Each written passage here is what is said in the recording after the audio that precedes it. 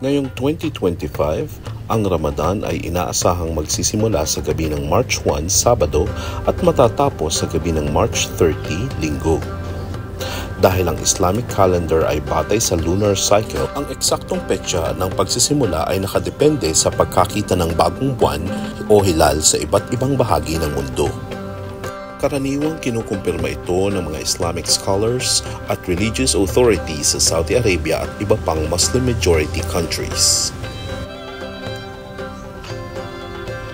Mahahalagang petsa ngayong Ramadan 2025, Sha'ban 29 hanggang 30, February 20 hanggang March 1, 2025.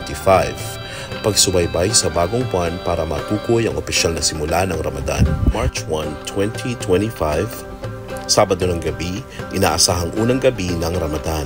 Nagsisimula na ang Tarawih prayers sa mga moske.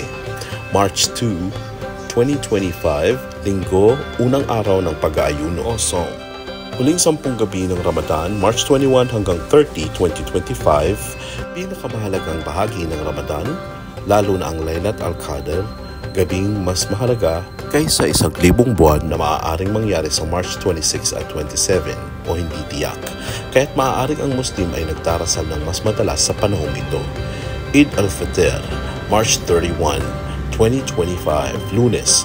Depende sa paglitaw ng bagong buwan, maaaring opisyal na magsimula ang pagdiriwang ng Eid al-Fitr sa araw na ito. Kung ikaw ay nasa Middle East, lalo na sa Saudi Arabia, UAE, Qatar o Kuwait, ang gobyerno ang mag-aanunsyo ng opisyal na pagsisimula batay sa moon sightings. Karaniwang may mga opisyal na nag-aanunsyo mula sa Saudi Supreme Court Hilal Committees ng iba't ibang bansa. Ano ang dapat gawin? Subaybayan ang opisyal na anunsyo mula sa local Islamic authorities, maghanda ng maaga, baguhin ang schedule ng trabaho at pang-araw-araw na gawain. Maging maingat sa pagsunod sa mga regulasyon kung ikaw ay nasa isang bansang Muslim.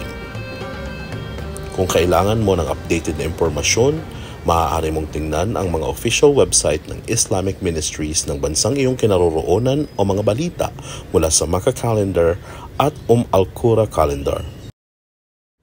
Masalam, huwag kalimutang i-like, share at subscribe sa channel na ito.